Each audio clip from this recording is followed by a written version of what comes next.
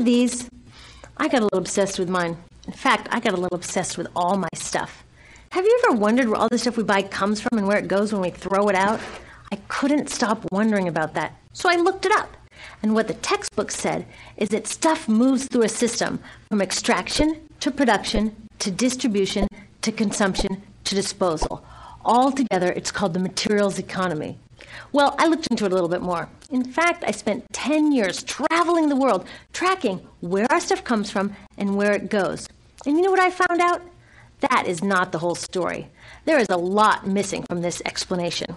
For one thing, this system looks like it's fine. No problem. But the truth is, it's a system in crisis. And the reason it's a system in crisis is it's a linear system and we live on a finite planet. And you cannot run a linear system on a finite planet indefinitely. Every step along the way, this system is interacting with the real world. In real life, it's not happening on a blank white page.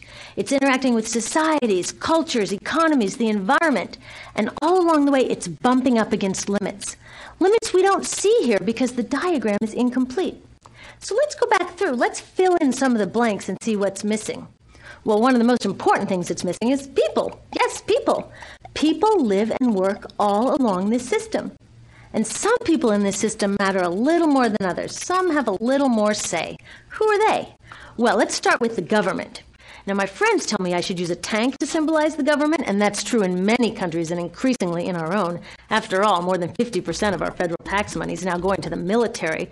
But I'm using a person to symbolize the government because I hold true to the vision and values the government should be of the people, by the people, for the people.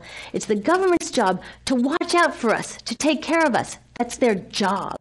Then along came the corporation. Now, the reason the corporation looks bigger than the government is that the corporation is bigger than the government. Of the 100 largest economies on Earth now, 51 are corporations. And as the corporation has grown in size and power, we've seen a little change in the government where they're a little more concerned in making sure everything's working out for those guys than for us. Okay, so let's see what else is missing from this picture.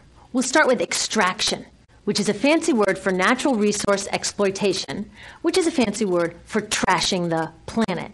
What this looks like is we chop down the trees, we blow up mountains to get the metals inside, we use up all the water, and we wipe out the animals. So here we are running up against our first limit.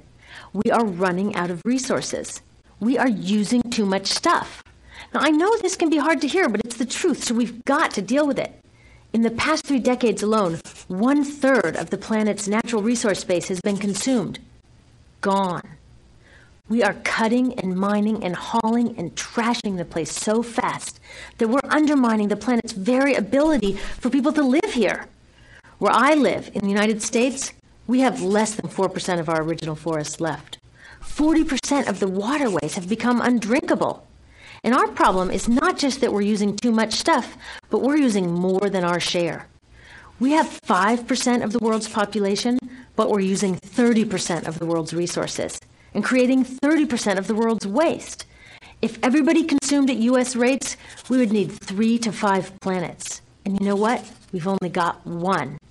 So my country's response to this limitation is simply to go take somebody else's. This is the third world, which some would say is another word for our stuff that somehow got on somebody else's land. So what does that look like? The same thing, trashing the place. 75% of global fisheries now are fished at or beyond capacity. 80% of the planet's original forests are gone. In the Amazon alone, we're losing 2,000 trees a minute. That is 7 football fields a minute. And what about the people who live here? Well, according to these guys, they don't own these resources, even if they've been living there for generations. They don't own the means of production, and they're not buying a lot of stuff. And in this system, if you don't own or buy a lot of stuff, you don't have value.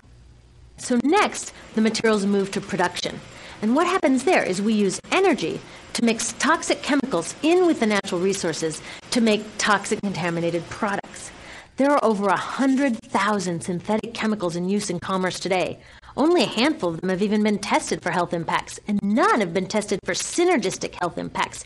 That means when they interact with all the other chemicals we're exposed to every day. So we don't know the full impact on health and the environment of all these toxic chemicals, but we do know one thing: toxics in, toxics out. As long as we keep putting toxics into our industrial production systems, we're going to keep getting toxics in the stuff that we bring into our homes and workplaces and schools, and our bodies. Like BFRs, brominated flame retardants, they're a chemical that make things more fireproof, but they are super toxic. They're a neurotoxin. That means toxic to the brain. What are we even doing using a chemical like this? Yet we put it in our computers, our appliances, couches, mattresses, even some pillows. In fact, we take our pillows, we douse them in a neurotoxin, then we bring them home and put our heads on them for 8 hours a night to sleep. Now, I don't know, but it seems to me in this country with so much potential, we could think of a better way to stop our heads from catching on fire at night. Now, these toxics build up the food chain and concentrate in our bodies. Do you know what is the food at the top of the food chain with the highest level of many toxic contaminants? Human breast milk. That means that we've reached a point where the smallest members of our societies, our babies, are getting the highest lifetime dose of toxic chemicals from breastfeeding from their mothers. Is that not an incredible violation? Breastfeeding must be the most fundamental human act of nurturing. It should be sacred and safe. Now, breastfeeding is still best, and mothers should definitely keep breastfeeding, but we should protect it. They should protect it. I thought they were looking out for us. And of course, the people who bear the biggest brunt of these toxic chemicals are the factory workers, many of whom are women of reproductive age. They're working with reproductive toxins, carcinogens, and more. Now I ask you, what kind of woman of reproductive age would work in a job exposed to reproductive toxins except for a woman with no other option? And that's one of the beauties of this system. The erosion of local environments and economies here ensures a constant supply of people with no other option.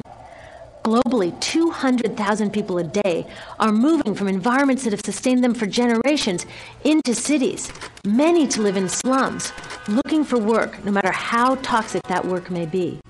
So you see, it's not just resources that are wasted along this system, but people too. Whole communities get wasted. Yep, toxics in, toxics out.